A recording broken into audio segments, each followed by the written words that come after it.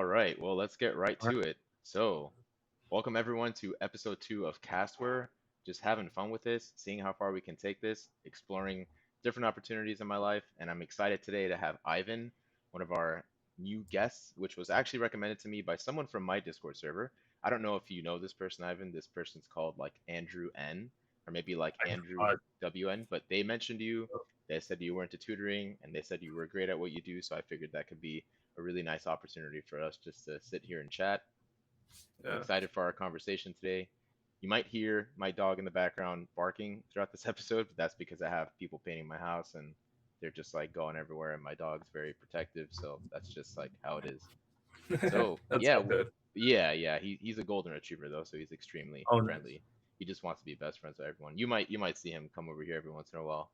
That's All fair. right, sweet. So I think before I get into like any questions or anything, I'll just give the floor to you for a little bit if you want to give like a brief introduction, tell us a little bit about yourself, and then yeah, we'll go in there. Try to keep it to around like an hour or something, and we'll see where we Yeah, end up. yeah, that sounds fair. Yeah, so like, hi, thanks for having me on this. So I'm Ivan. I just started like my third year of university. But particularly like what I like to do in terms of programming is like competitive programming and like LeetCode. And maybe a couple months ago, I realized that I've gotten pretty good at it, so I started like doing tutoring. That's given me some like cool perspectives about what people like or how people like approach preparing for interviews, and stuff like that. That's like kind of what I'm here to talk about, and Nice. maybe share some of my insights into what what people do. Sure. You know, besides that, I'm actually a math major at university. I don't really do computer science like in Nice. university stuff. I like to run in my free time. I've been doing weightlifting. Fun fact: I've been on keto for like quite a long time by Oh now. man, we can talk about weightlifting. I have like a home gym I'm sort of like building out. Oh, it's so nice. Yeah, So someday when I live in my own apartment, I'll do that. But that's for now, awesome. I'm moving. Yeah, of course. So you Yeah. mentioned competitive programming and tutoring. Yeah, I've never really, to be honest, I've never really met anyone that was really deep into competitive programming. I've never had the chance to like talk to anyone about what that even, like, how do you get started with that? Because it seems like such a daunting thing to even want to get into. I know there's like one good resource I've seen, but and I'm sure there's like a lot of them, but we can certainly like dive deep into that. And tutoring, Yeah. that's really neat that you do tutoring. I just did I finished recently, like a month ago. I was a web dev tutor for I Oh, guess like nice. a year and a half for a boot camp Wow. called Practicum. Yeah, it was like a random thing, like now with like millennials, they all want to do like their side hustle and everything. And Yeah. Yeah. I was on Indeed one night at like 2 in the morning, and I just clicked apply, and then like a week later, they're like, "Oh, do you want to like join us?" And I'm like, "Yeah, sure." So I did that for a little bit. It was really fun. Got to That's meet pretty some cool. people. But yeah, it's been fun. So I think, let me see. I guess we can just start. I have this like list of questions, but I like this first one that we have here. Like, where would you say, or is that even a good one to start off with? Maybe you mentioned that you're a student currently, right? You're currently in Yeah. university. Now, have you ever like held a job before, or just like being a student and doing competitive programming inside? Well, I guess I don't know if you're getting paid for tutoring, but Yeah. I mean, I've never held. Well, actually, no. I did hold a job. At some point, like last year or 2 years, I mean, 2 years ago. Wow, time flies.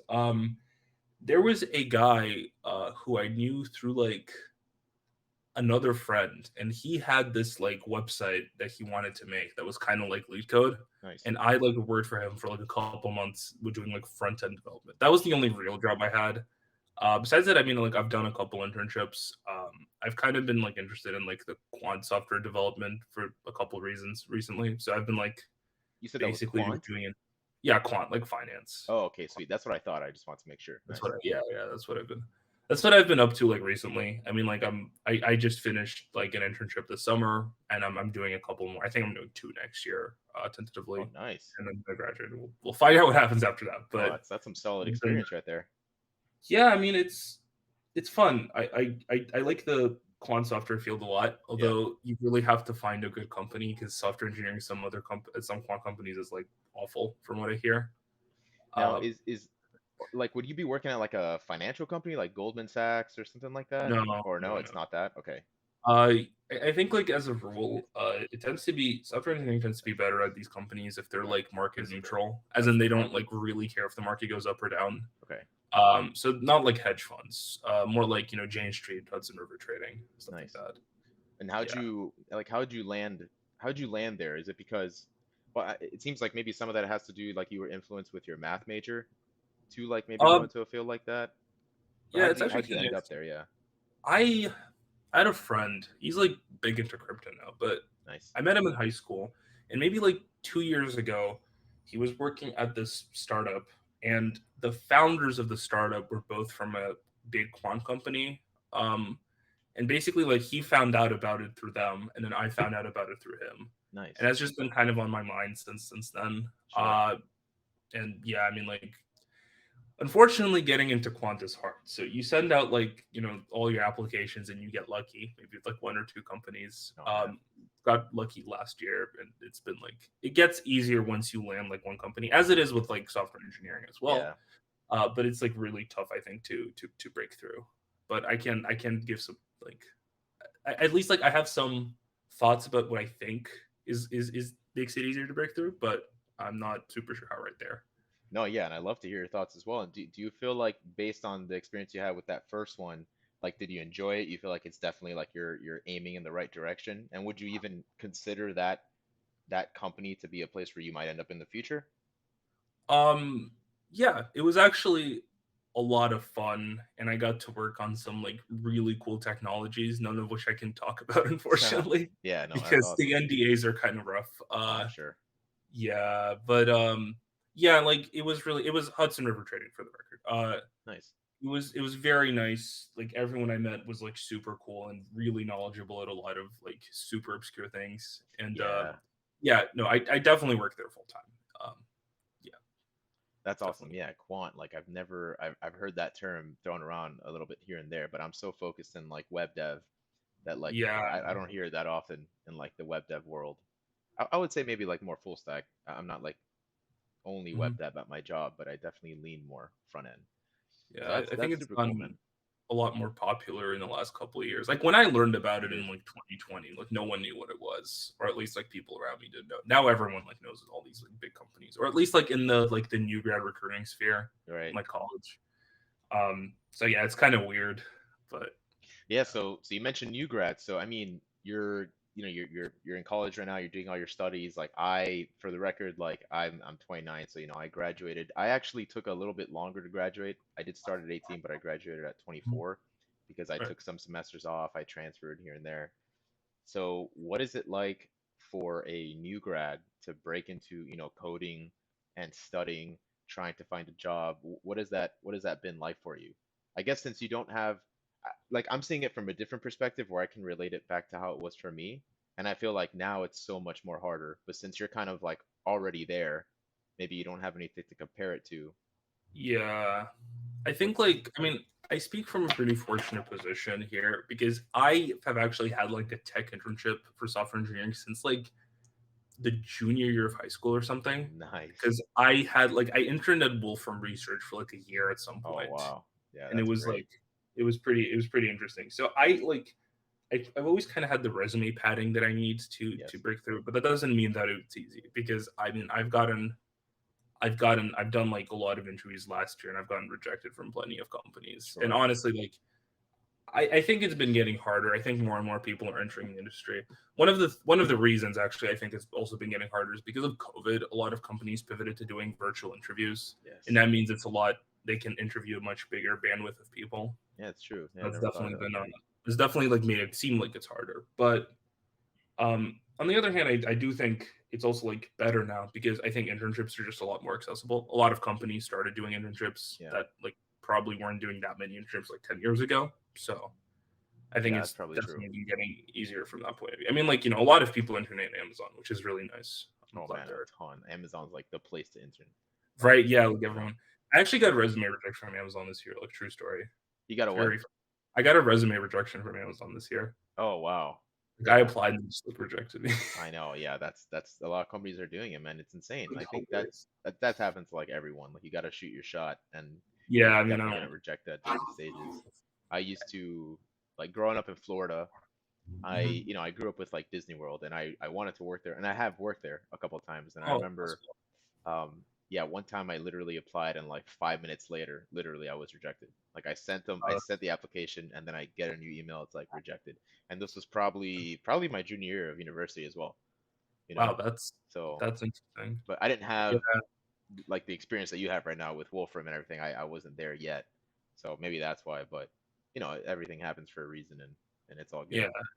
But yeah, so you like numbers, man. You're a numbers guy because you worked at Wolfram. You're doing the math major. You want to go into quant. Like that's pretty cool. Like, did you always know that you're into this? Like growing up, were you like I like math and science and these sorts of I mean, things, I engineering. think I knew that I wanted to major in computer science fair. Well, I mean, I'm not technically majoring in computer science. Like, I'm taking computer science courses. Whether or not I finish my major is not determined yet, because there are some like courses I just don't want to take. But I think since like I think I started coding when I was like in grade 7 in like middle school, Nice. What you start and with? uh it was with processing JS. Okay. If you know what that is, it's like this it's kind of a mix between Java and JavaScript, I'd say, but it lets Hmm. you like draw stuff and make stuff like that. And there was a Khan Academy tutorial where they kind of like appropriated processing into Khan their like Academy. letter. And I think I watched a couple videos on that and I started like doing stuff with that. And then in 7th grade, I took like a course, which was really fun, and I got to do like a bunch of more stuff there. And I've kind of been like learning slowly since then. I think after processing, I picked up like PHP of all languages Yeah, I for think I quite actually some time. messed with PHP 2 in the beginning as well. I don't know why. I just landed there, but Yeah, it's yeah. not a good language, but no, I guess it's like something I vaguely know. And then I kind of started doing like Python. I learned C++ for competitive programming primarily, and Yeah. then kind of went on from there. For math, it's more interesting because I only um, like in the United States, like you take like Calc BC as like the hardest math course you can pick in That's high right. Yeah. school. Yeah. Right. So I actually like took that in 11th grade of high school, which is like pretty, and maybe that's early, maybe that's late for some people. It was pretty late for me at the very least. Like compared to people that I know like in college. Because most people I know in college who are like really good at math here, they Yeah. took Calc BC when they were like in middle school or at the beginning of high I school. didn't even know that you can do that. Like you mentioned, you took a coding course in 7th grade. That was through school? Yeah, it was yeah. Yeah. Well, you Magically. probably went to a very nice middle school, or maybe Yeah, I that. I mean, guess it's not as ubiquitous as it is now. You know, like when yeah, I was in middle school, that was what 2004. So yeah, that's a yeah, lot. yeah, Yeah, I guess this was like in 2014. It was yeah. like spreading around. And my computer science, like we've had computer science at my high school for like 30 years, I think, which is Oh wow, pretty. that's sick. Yeah, I guess they like decided to start early, which Yeah, is nice. So like it was a pretty well developed curriculum. I definitely picked up a lot of stuff. Like I think there's not a lot of high schools in the United States that's going to teach like kids like C programming and like system stuff. I did that yeah. in 11th grade, which is And pretty systems. early. Wow. Yeah. No, all we had Yes. was like a intro to computer science. I did take it. That was my junior year, I think. Yeah, Yeah. it was just like an AP computer science class. It was Java. I took that. Yeah. But and even still, I wasn't sure if that's what I wanted to go into, but it seemed cool and I did enjoy it. So that was a That's lot of fair. fun. Yeah, do you feel like growing up, was there anyone that you had as like a role model or like anyone in your family that did engineering or like math and My you thought it's actually crazy how many people in my family do like engineering. I can go on nice. the top of my head. So my mom and my dad both went to school for engineering. My mom's a Oh, teacher now that's in cool. like a non-engineering field, but my dad's actually a software engineer. Oh, there you go. It's So always like he that, definitely right? helped me with a lot of Yeah. stuff Yeah. fairly early. Then on my mom's side, my grandpa was an engineer. He was like the director of a big factory for like 40 to 50 years, I Wow. think. That's so cool. And his wife, I don't think she did engineering. Then on my dad's side, his mom was also like an airplane engineer. And then if you go Wow. even further, like two of my grandparents were math teachers. So it kind Oh, of there you like, go. It runs in the family, man. yeah, it does like quite literally run in the family, which is pretty interesting, I think. So yeah, no, I definitely had a lot of people to like look up to that did this stuff. Yeah, But that in helps a software lot, right? engineering, we don't Yeah. have a lot of people in our family, but it's like me and my dad But yeah, if primarily. you got your dad though, that's like 1 degree away, you're right there. So having Yeah, that, like my usually. kids will be probably software engineers. I mean, maybe. I don't know. We'll see. But yeah, my uncle was a civil engineer, and I wanted to start like when I was 5. My mom tells me that I told her I wanted to be a civil engineer, and I never went to school for civil engineering, but I did go to school for a year for mechanical engineering because I used to want to Mm, design roller coasters, and that was that's cool. heavily influenced by like my love for amusement parks. Right. And yeah, I think when I finally got to UCF, that's when the intro to computer science course I took there, I think that's when it clicked, and I'm like, yeah, I think I want to go into this, and then the rest is history, you know. So it's like a lot of Yeah. things like lined up in the right way. So Sounds- I want to get more into some coding stuff. So competitive programming, how does one break into competitive programming? Like, where do you start? How do you, I mean, yeah, maybe distill that a Yeah. little bit for us. You asked me that question, and I actually, I mean, that list of questions you sent me, like just the stuff we're gonna make my touch. I started thinking about how I got into competitive programming, and honestly, I don't remember. Like, I know at some point I started getting interested in it and like Right. maybe doing more, but the earliest instance of me like maybe doing it, I think, was in 11th grade. They're University of Pennsylvania. They do this competition called P Classic, and it's like Nice. a competitive programming competition. And I think I went to that, and then I went to that like a couple more times with like a friend who's like much more talented than I am. And I think it's partially talking to him. I think when COVID started, there's a website called Codeforces, which is Yeah. like a big one. Yeah, I started doing a lot of that, and I've been getting like slowly better over the years, climbing like ranking and stuff. Um, so yeah, like that. I think that's how that's around how I started. So And is Codeforces like the LeetCode of competitive programming? yeah, I mean, I'd call it that. I think the problems are generally better than the ones on LeetCode. Yeah. But yeah, it's like there's a couple websites. There's like Caddis, Top Coder, Code Chef, but Codeforce is like the big one, and they Yeah, have I like always hear them. a couple thousand problems you can always work on. So it's nice. Yeah. And how does the ranking work? Like, is it a ranking? I don't know a lot about chess, but is it like a ranking like in chess, and then you get like Yeah. you So just keep doing problems and you get better and better? basically, yeah, it's the same. It's actually exactly the same as chess rankings. They use the Nice. exact same algorithm. Because there are contests where you solve problems over time, which has like a point system, and then after everyone ranks in the contest, there's like a generalized elo system for assigning everyone like how much the ranking changes. Okay. And the idea is that basically, like, say, like I'm currently rated like 2,000 approximately on Code Forces. So Okay. if I see a problem that's rated 2,000, there's a 50% chance that I can solve it. That's the And what's like the best ranking? What's the best number you can have oh, right as of so today? as of today, there's a guy named Gennady Korkevich, very talented guy. Nice. He's rated 3,850, Okay. Wow, that's crazy. And which how is much would you say like so when did you start? Like, do you remember when you first joined Codeforces? yeah, it was the beginning of COVID. I think Okay, in beginning like of March. COVID. Yeah, I think you mentioned that. So, like on average, how much would you say, like, let's say per month, like is your score increasing per month, or does it take like 5 months before it gets to, 2100 or something? Um, well, it's gonna get to 2,100 when I have another month off school and I can do like 100 problems in a month again and get Yeah. to back to 100.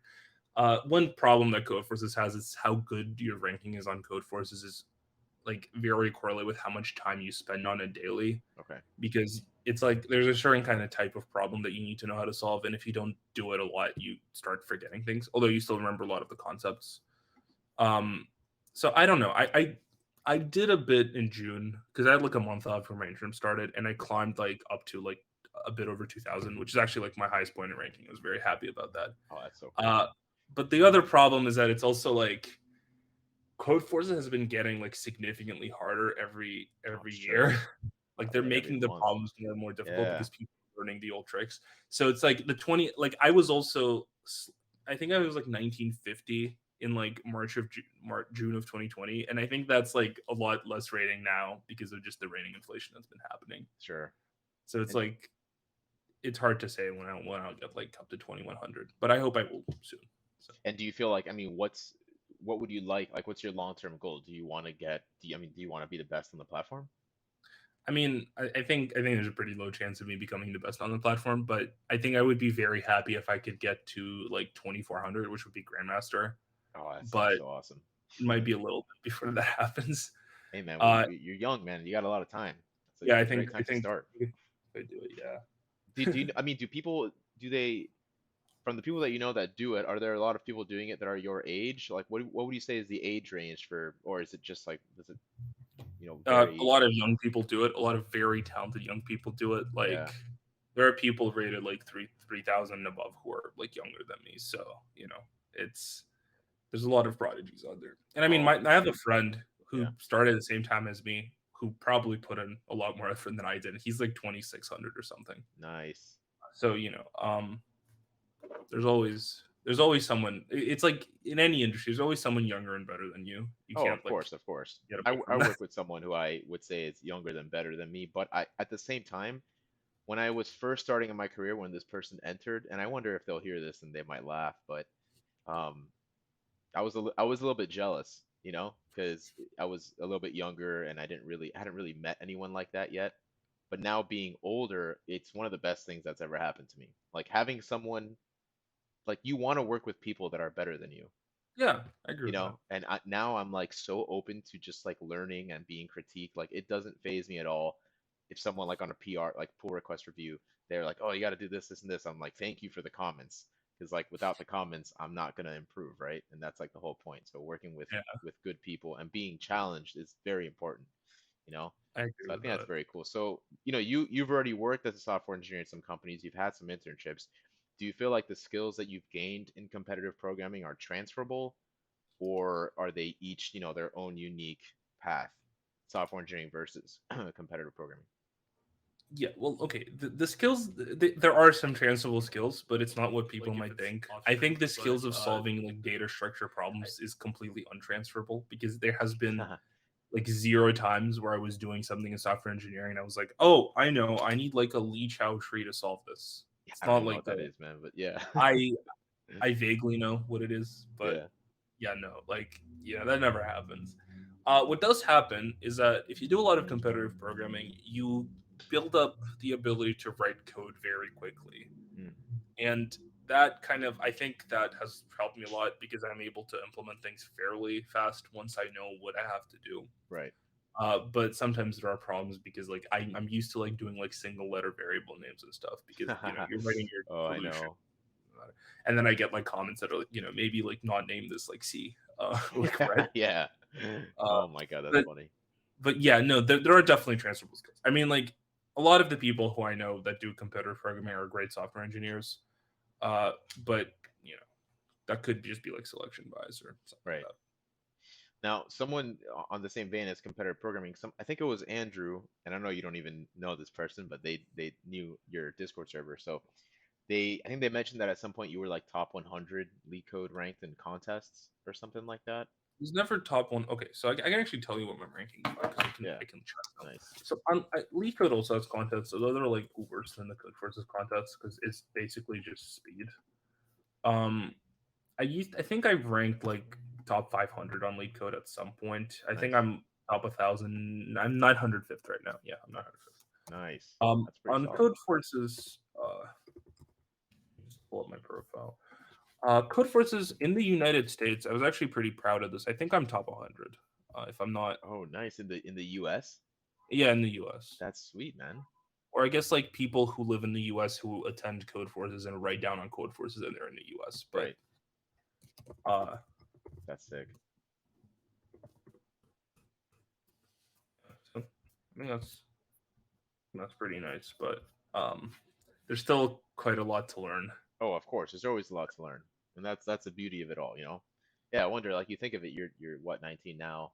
I mean, you think of like where you'll be, I don't know, when you're like 25 or something, right? It's like, But man, yeah, you'll definitely be grandmaster by then, I think. That I yeah. hope. Yeah, Yeah, that'd be I'm awesome. number 86 right now. I checked. So Wow. you know, I've been yeah, but it's like I think 3 or 4,000 in the world comparatively. So Yeah, you know, that sounds a lot worse than than in the United States. right. Do you feel like the leak code contests are easy? You said it's mostly speed on leak code. It's pretty much just So I mean, speed. like if you started doing leak code contests more often, do you feel like you would just like rank up very quickly? Or I don't know, It's are very. you doing leak code contests? I do them once in a while. They're on Saturday nights, which isn't like super convenient for me most of the time. Yeah. Uh, once in a, I mean, like they do take an hour and a half on paper, but like realistically, I don't think it's ever taken me longer than like 20-30 minutes to finish it. That's crazy. Uh, but it's very RNG as to what how I'm gonna do on it because sometimes they Sure. pull out something really annoying, and there's always like someone there who like instantly knows what it is. But I mean, I've done well on contests, and it's always been when there's like a problem because they're always structured in the same way. When Yeah. there's like a problem that I immediately know how to do. I think I've ranked I ranked number 6 once in a contest. Wow. that was the best That's I've done. sick. Yeah, it was pretty it's pretty Yeah, yeah. cool. And I've done Yeah. like top hundreds a couple times, but yeah, that was my best performance. That must feel Because very every good. lead code contest is 4 problems. The first 2 are like pretty easy algorithm problems. Usually the first one isn't even an algorithm problem. Uh it's just like, given a number, like how many even factors did it have or something like that. Sure. Something like very straightforward. And then the third problem is just implementation, usually without a complicated algorithm. And the fourth one is just like a sometimes complicated algorithms problem. And basically, how well I do is just depends on if I know how to do that fourth one very Right. quickly or not. Because it would take like I can always figure it out in like about 10 minutes. But if a lot of the time, like if you can read a problem and know how to do it instantly, that's when you can do really well in a contest. So, like, how long into, well, I guess like, maybe not focusing more on LeetCode, like, how long after you started doing LeetCode did you feel like, okay, I can start maybe participating in some contests? Or did you just like shoot your shot the first contest there was? Or was like, I'm just gonna go for it. I mean, I think I did my first contest like maybe a year ago or so. I didn't actually realize LeetCode had contests, and I think by the time I realized they have contests, I was already like pretty good where I could Nice. do the problems in them. Um, but yeah, I think a lot of like I have a friend who does a lot of code forces, but he's like scared to do in contests because he fears that he's gonna do badly on it, and I think that's like poor mentality because I think in general, like like it's you will always benefit from doing a contest. Like you might feel bad about yourself for not being able to solve Sure. a couple of problems, but it always helps and it's fun in my opinion. So I always try to do contests when I can. But it's like hard to find time sometimes. Sure. No, yeah, that makes sense. Like, yeah, and I agree with you. So, like, the poor mentality thing, I think that just takes like maturing or like going through Yeah. more experiences where you fail to be able to like appreciate a contest. So, I think that's interesting. So, one thing I want to ask, since you're obviously very good at this stuff, right? So, a lot of people, like, if you go on Reddit and you read people asking, like, people spend more time wanting to know how to start doing leak code, but not actually starting leak code. But my question for you is, people want someone to come out that's really good like yourself and say, oh, I used to be where you are and I used to suck at leak code and it was so hard because they want to be able to relate to someone and be like, oh, it's not like I don't have talent. I can actually like be bad at Yeah. this and then get better. So, did you ever experience anything like that, or do you just feel Oh like yeah, you have a natural inclination to just like do well of on these course. problems? All the time, please. Like there's always someone better than you who can do these problems. Like Sure. I struggled on a problem for like days, and then I send it to my friend. He's like, "Oh yeah, this is so easy. Just do like this." And I'm like, "Wow, I didn't think of it." Yeah, of course. Like 3 years ago, I went on LeetCode to do twosome. Maybe not 3 years ago. It was at some point I Do tried to some, do man. twosome. I Yeah. just like couldn't do it. It took me like or like I knew what the algorithm was, but I just couldn't implement it, and it was Right. like terrible because I just kept like getting like off by one errors. Sure. Yeah, there's always there's an upward path, and it's important to recognize kind of where it came from because yeah, I've struggled on LeetCode a lot in the past. I still struggle on Codeforces like daily, pretty Sure. much. Um, I think people would love to hear so that. yeah, so like yeah, no, you can like get better and better, but you always feel stupid because of something. So Right. it's pretty. I think it's pretty natural, and I think if you're used to failing, it's like perfectly fine to do this Yeah, I because it's think like people just see someone else in their end state or at a state like where you are right now, where you're not done, you're just like on some path, and they're comparing themselves to like, oh, I never saw LeetCode today, but they're comparing, or I've never seen LeetCode, and they're already comparing themselves to you or like anyone else, and they're like, oh, I can't be like that. Or if you think about since you mentioned you weightlift, like you think about bodybuilding, right? Like, oh, I've never worked out, and I need to look like a bodybuilder tomorrow. It's like it's gonna take years if you do it naturally, which uh, I'm I'm natural, so like, I'm struggling with that right now actually because I weightlifted quite a bit from like January to June. I hit okay. like a PR. I Oh, could I could bench like 2 plates. I was very happy about that. oh, that's awesome, man. And I then certainly can't do that. I could not do anything over the summer because my back hurt and I was like working. Yeah. And I just came back to the gym like on Tuesday and I load Nice. up like I think 70 kilograms and I'm like struggling hard. I don't even know So what's 70 kilograms to. 70 kilograms, it's like a bit over a plate. Okay, nice. Yeah, I think I just. Like 150 pounds, yeah. Yeah, like that's what I'm hitting now, and I'm like happy for Oh, that. Like normally body weight, yeah, that's like that's good for me. I'm 5'8" and I weigh 150 pounds, pretty much. Like oh that's yeah. Yeah, consistently. like I'm 6'2" and my body weight is like 230. So Oh man, that's it, wild. it makes more sense then. Oh yeah, yeah, no, for sure. Two plates, like two plates is definitely a nice like strength standard. Yeah, it Like if you was can I get, was like well, I would getting say there. a plate too. A plate is a nice strength standard. If you can like hit that, that's like you're doing something right. It's funny that you mentioned your back because like not even a week ago I was squatting and I don't know what happened to my back. I don't think it's an injury because I can still do like my normal day-to-day activities, but it definitely just feels like a little bit tight.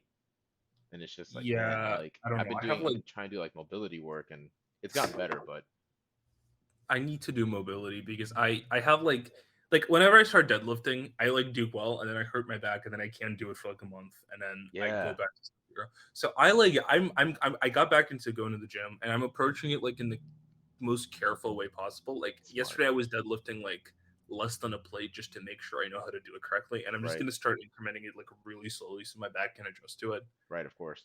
Because I'm very scared of hurting my back because it has been terrible every time it has happened to me, and I don't Oh want yeah, to. no, it's not fun at all. It really hurts, even if it's just like a slight annoyance. It doesn't feel good.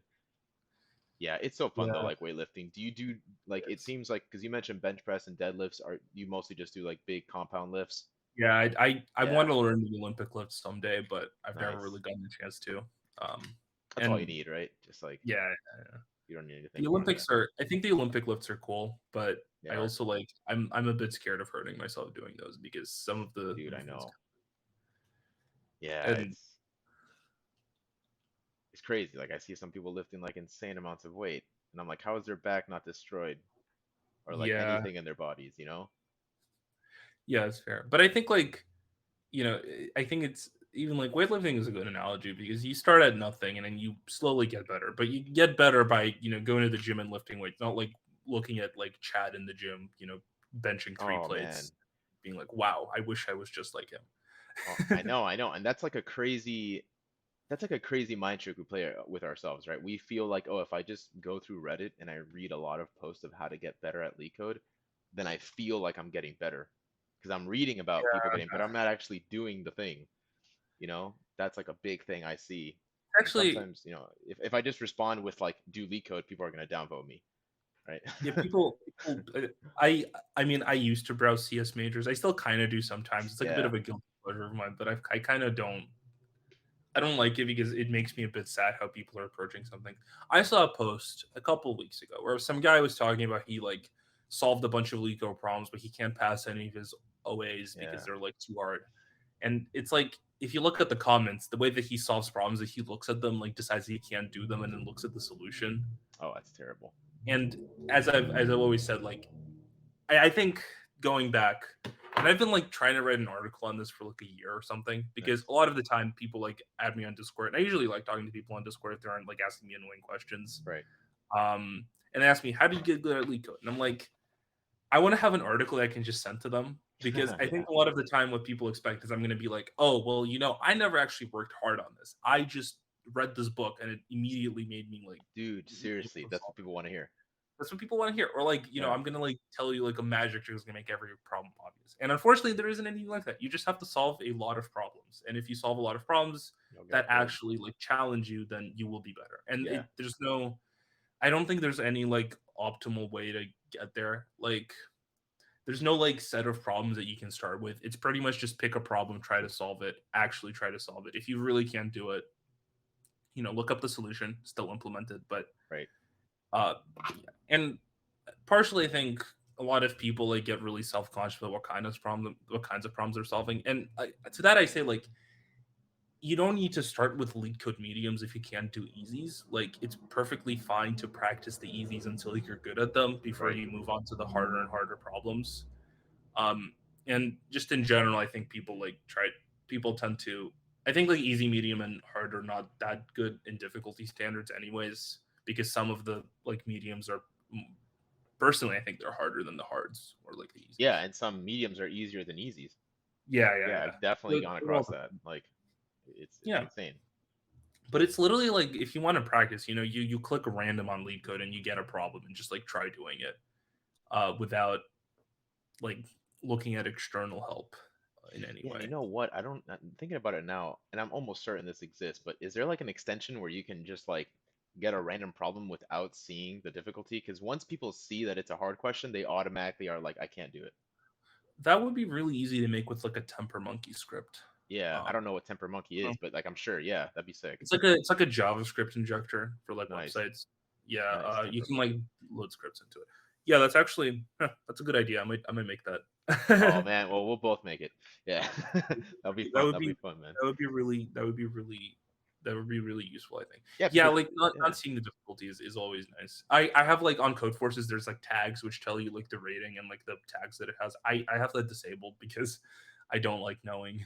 yeah, right. You want no bias. That's actually true. Like if you just see a problem statement without knowing if it's like a hard or anything like that, then I could like man, that'd be cool to have like a case study of people that did it with the difficulty tag and people that Mm, didn't, and see if like probably the people that don't have the difficulty tag are willing to just take more risks and like try more things out. yeah. Like I used to work with this person who like the more so I've been working at Citrix for 5 years, Mm, and the more you learn, the more you like are almost reserved in like your approach to something because you're more careful with how you approach something. Maybe you take more time, you try and design it, you like really think about all different edge cases. Whereas when you're like a more junior, you kind of just like try things out.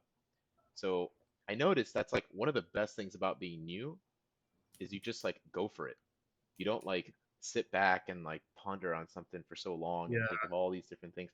So maybe if you don't see the difficulty thing, you just like try all these things Yeah. out, you know? We call it a proof by AC when you like just come up with a solution and submit it, and if it gets accepted, you're like right about what the solution was supposed to be.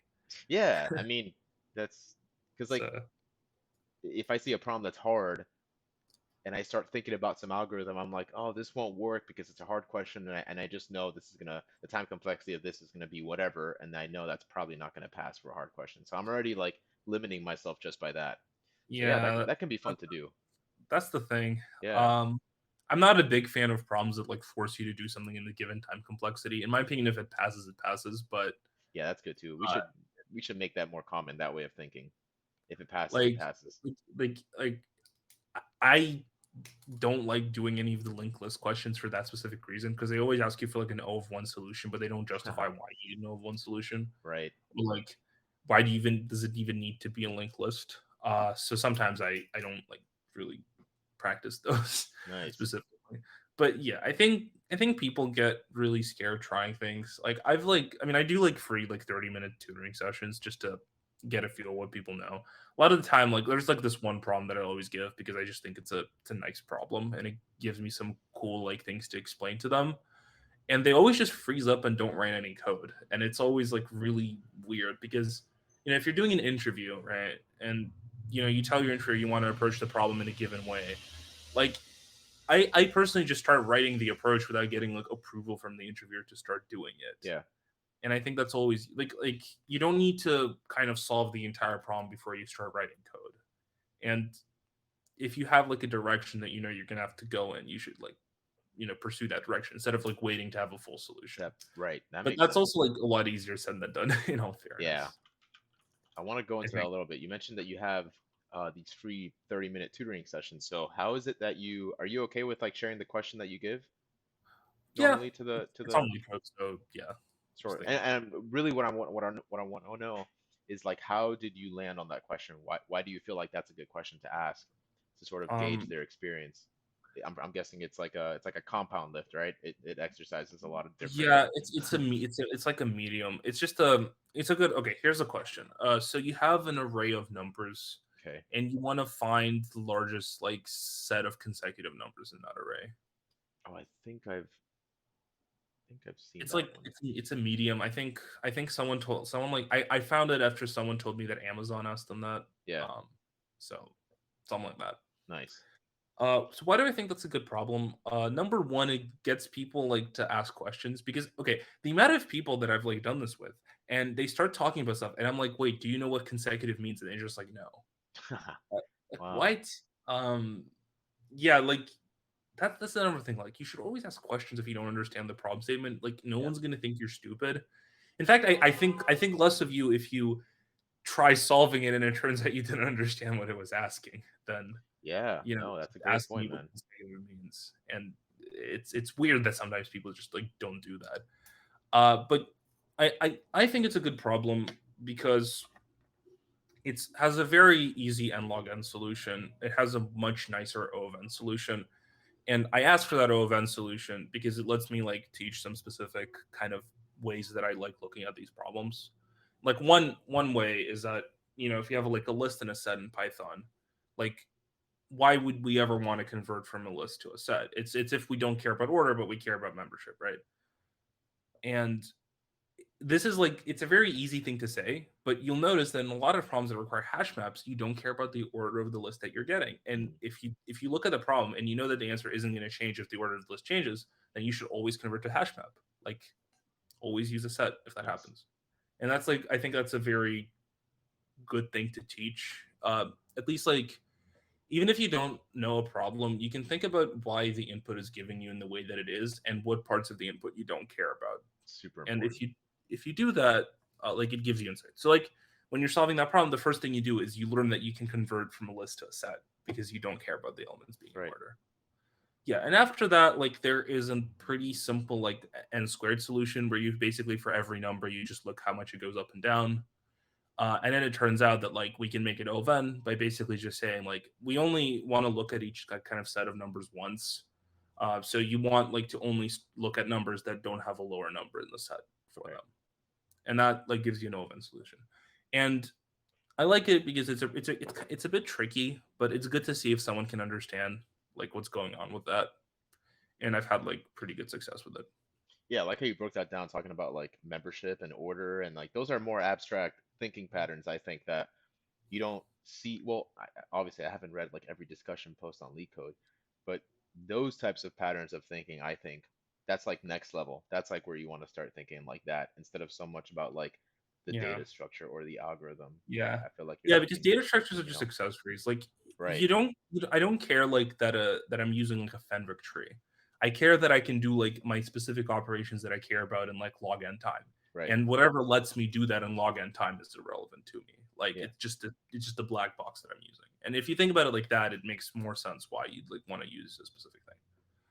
yeah, But it's no, also 100%. it takes like years of doing these to get to a point where you can like abstractly kind of reason like this. Yeah, Uh, no, of but I course. try to like convey it the best I can because I think that's a better way of teaching how to do problems than doing like individual problems and um, kind of like not understanding what might be going on with them.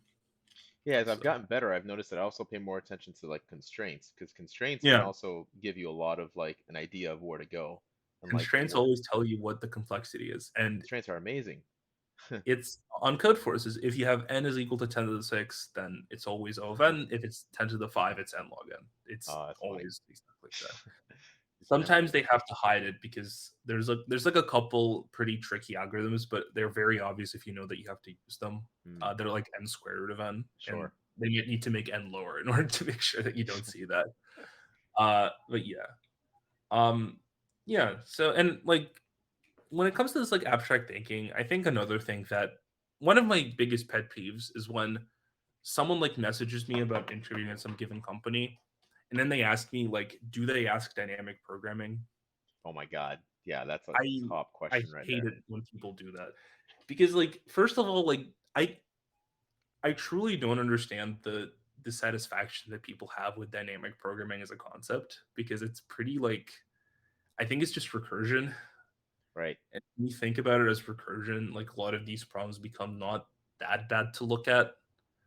But also like I feel like asking questions like "Is this DP?" is just optimizing for the wrong things because you want to be able to be you want to be a good software engineer, not like be good at like solving random leak code problems. Yeah, I So it's agree like completely. asking if a company asks DP is like a really odd thing, in my opinion. Yeah, because So again, you're almost like limiting yourself, right? You're not even like allowing yourself to push beyond what your comfort. Because like yeah, you'll just like say, well, if they don't have CP, that's great, and if they do, I'll just never consider them. yeah, and it's also just like you're not gonna get good at DP by just doing DP problems, as weird as that Yeah, sounds, because like DP. Well, first of all, like dynamic programming is like a terrible name for what the content is. yeah. Actually, the guy who came up with it like says that dynamic programming is not super like intended to be the name for it.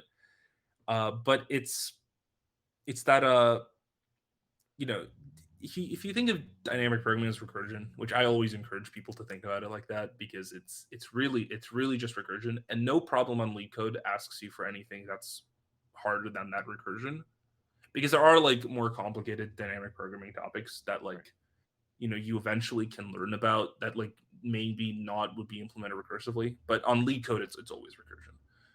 But a good way to get good at recursion is I don't know, like solving problems with binary search trees, True. because pretty much all solutions for binary search trees require like Are a recursive. recursive function. Right.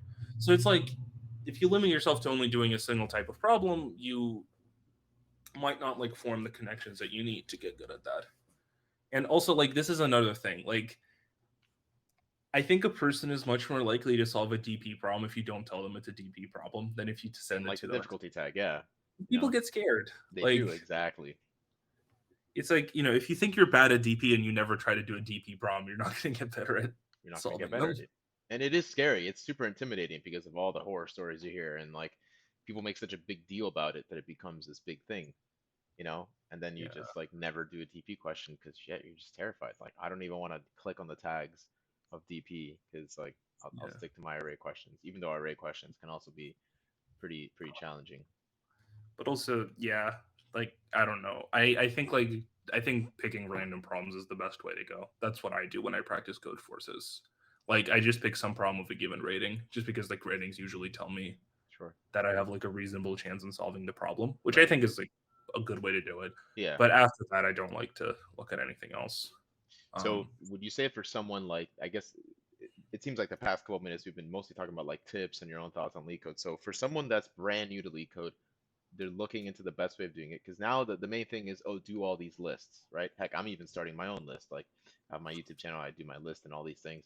So would you still suggest people do questions randomly, maybe without the difficulty tag if they've like never seen, if they never done LeetCode? I mean, if you've never, okay, like there are two types of people who have never done lead code. There are people who like know how to code and people who don't know how to code. Right. If you don't know how to code, lead code is not a good place to start. Yeah, you In gotta my know at least something like data like, structures around it. you should pick a language, preferably Python, because Right. doing it in anything that's not Python is a bit like I think interviews should be done in Python, just because it's always like if you're doing it in C++, like it might be someone who like might not know C++. Python is easy to read if you know how to code, Sure. Yeah. even if you might not be able to write it. So that's what I think. Yeah, but like once you've like mastered a language, or like at least you know how to express ideas without much like kind of friction on your end, and you want to start doing lead code. Like first of all, if you've really mastered the language, the easies should be fairly doable for you. And once you like start with those and you actually start doing those, like as long as you keep picking those random problems, I think you'll get into it. But it can be very intimidating. Uh, but what I can say is like a good metric of how good you are at lead code is how many problems you've solved on your own. A bad metric is how many problems it says you solved, because I've seen people on like the Discord servers who are like, "Oh, I've solved like 600 lead code problems. Why can't I get into a company?" And it's Right. because you haven't You haven't actually actually solved them. solved the question. You Yeah. just like looked up the solution, and that's bad. So Yeah, I know. That's also, it goes into like that false sense of security, right? Like you think you're on the path and then yeah, that happens where it's like, oh, I still can't get a job. But I do know yeah. that getting, I mean, interviews have gotten really tough. I mean, now people are getting hard questions on phone screens, you I know? don't. I have a theory. I Yeah, yeah, think I want to people hear it. say they got a lead code hard when they couldn't solve the problem, even though it probably like wasn't a lead code hard. right? Maybe it was like an easy, but they just didn't know how to solve Yeah, it. yeah. I think a lot of the time when people say I like had a phone interview and I got a lead code hard, it's because they got a problem they didn't know how to do and they just It's decided a to rash. lead. It's a defense mechanism, you know? Yeah. So um yeah, I guess a lot of companies started asking lead code. I Yeah. I don't know. It used to be like a Google like highly selective company thing. Now I guess like every random startup starts doing it. Dude, I don't I'm not a big fan of that. Like I think someone's ability to do lead code is not super correlated with how good they are at like actual coding. oh But no, definitely not, man. I've had I have worked with people that when they were hired, other colleagues of mine told me, "Oh, this person like killed the coding interview. Super yeah. good." And then they're just no longer at the company. Like that's Yeah, definitely happened. It's weird. yeah. This is I think like Quant always does their interviews like differently. They don't ask lead code. They actually don't ask any like algorithm questions, which is really interesting. Nice. They always ask you to like implement something like okay, I can't leak IP here, so I can't say Yeah, yeah, what they yeah. ask you to implement, but it would be like a simple game, like tic tac toe. Like imagine like implement tic tac toe. Like you Okay, want to nice. implement a class that like a player can make a move, and then you want to check moves. And I think that's a much better way to test if someone's good at coding. Sure. But it's also like much harder for the interviewer to do that because people will get stuck and need to help them, and it's like it's much more intimidating, I think, for the person being interviewed to do something like that. Yeah, So no, it definitely is. Because I've done some of those styles of questions as well, and each of them has their pros and cons. Like with LeetCode, you can just like send, you can have like 100 people in a room do like LeetCode questions, and then just use that as a very easy filtering. Like, okay, the first 10 people that complete it in like half an hour, we'll take you guys to the next round or something. I don't know, yeah, some random thing like that. It's very easy. Whereas, yeah, if you do something more implementation or like design, it takes longer, but you often learn a lot more about the individual, yeah, especially how they work with people. That's a very important thing, and yeah. how open they are to criticism. You think, Yeah, yeah. that's a really important like people don't talk when they solve these problems. Like they just like go silent for a Go minute silent. and That's a it's like huge the red worst flag for thing you me. can do. It's like you should always talk even if you think your idea is like bad. You should just be like, "Oh, I think I can do it like this or I can try doing it like this." Right. And that's what interviews are looking for. Like no one like if I was an interviewer and I like, open up an well, maybe I think about it differently because I accept that there's people who can do these very quickly. But I think in general, if you just do an interview and then like they give you a problem and you just implement it without saying anything, like you're not gonna get hired based on that because Right. No, you're it's not. not yeah, And it's I've not one of the best people I've ever interviewed was someone who didn't even finish the coding. Like there was 3 questions I was gonna ask this person. They did they finished one and then they got halfway through the second one.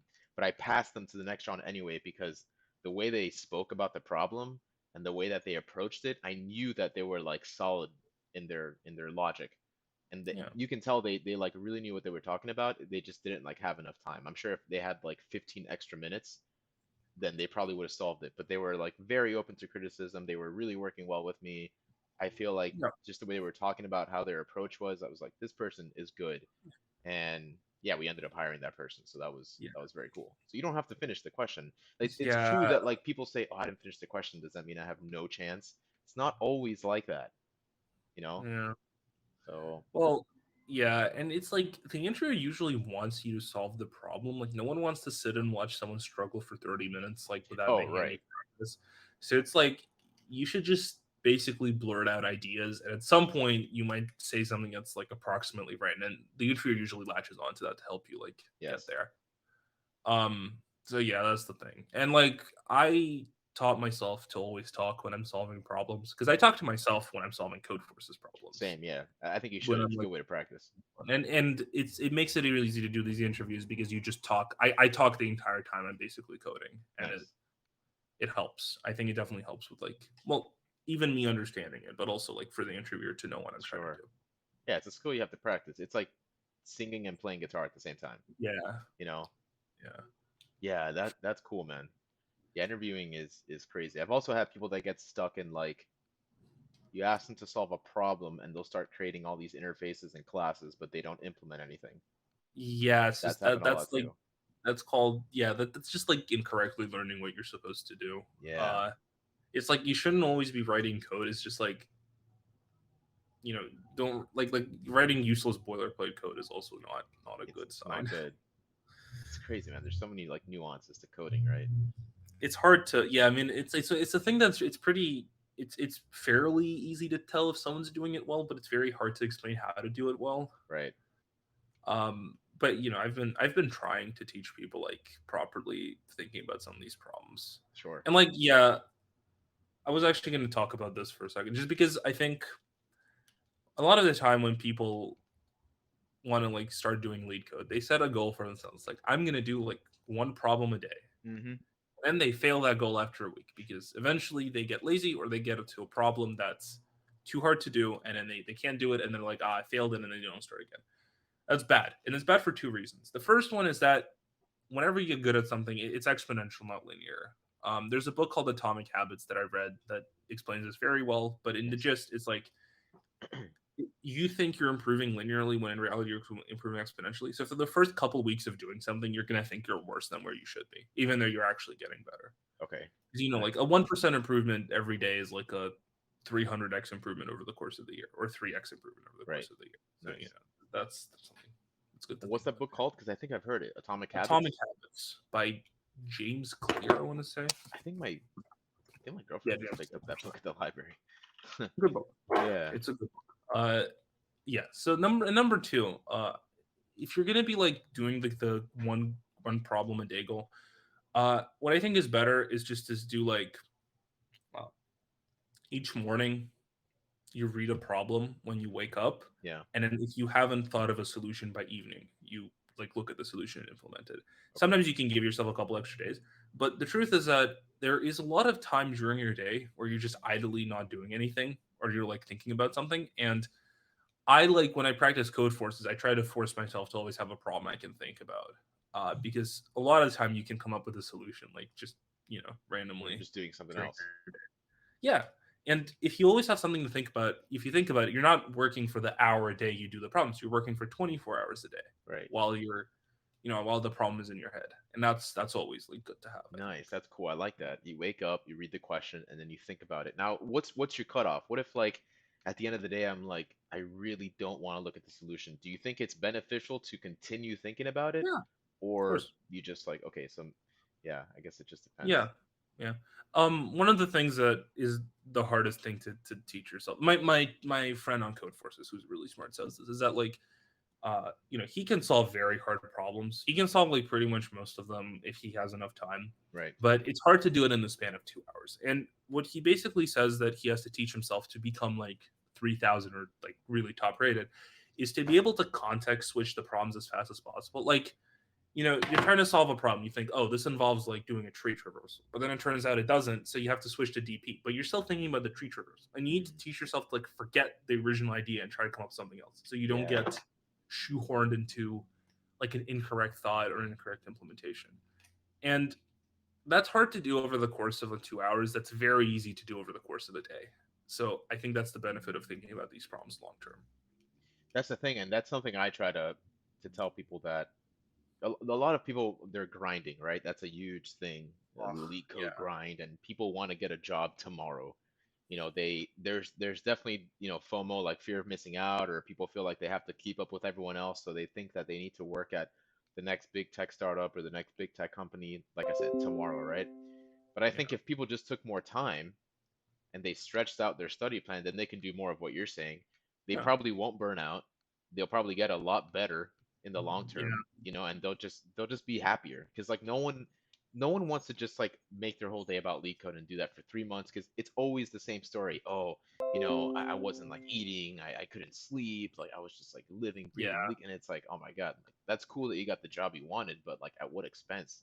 You're just like a slave at that point, you know? I mean, yeah. if you just take the time You and wake up can and do the practice questions. lead code Yeah, very passively over the course of a year if you like put your mind to it. You don't right. need to solve like 10 problems a day. You don't even need to solve one problem a day. Um, just like as long as you're working on it, you're honestly probably fine. There's Right. like there's no like, if you have a month off, and I mean, I do this with Code Forces. Like whenever I have a month off, that's all I do for a month. But also like my goal, if your goal is to get good at it and not to like land a job right after, it's you have a much better mindset going into it, You because do. I don't need to be good at it by the end of the month. I need to be good at it Exactly. eventually. and I'm working Exactly. towards that goal. Um, that's what I think. So it's like, but the problem with lead code is that lead code does not really teach you skills that are outside of like getting a job. Codeforces kind of does because it's more fun and it's like a lot more broad. But also like jumping from lead code to Codeforces is very difficult and very like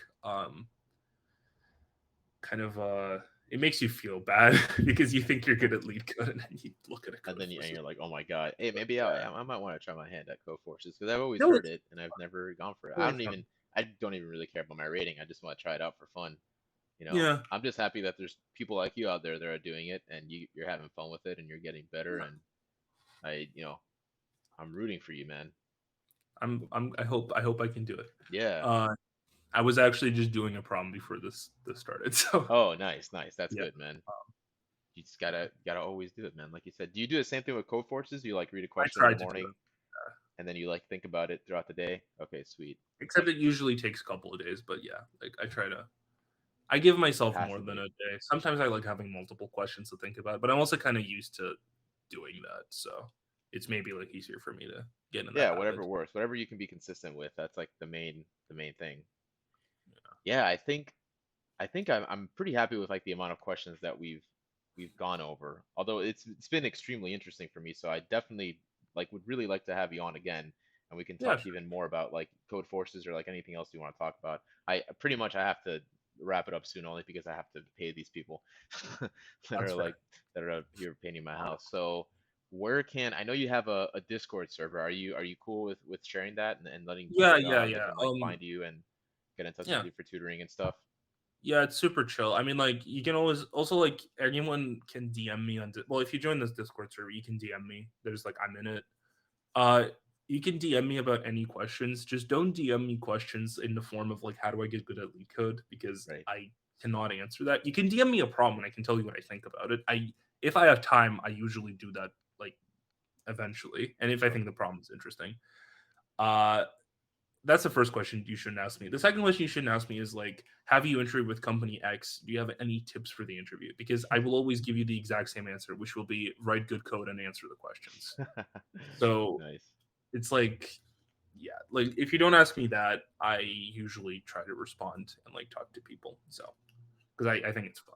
Um, that's the thing. That's But the yeah, I gist have a of it. website. I think I sent it to you. Like that's the best way to learn. Yeah, I'll make sure to I'll put the link to your Discord server and also the website on the YouTube description once I upload this.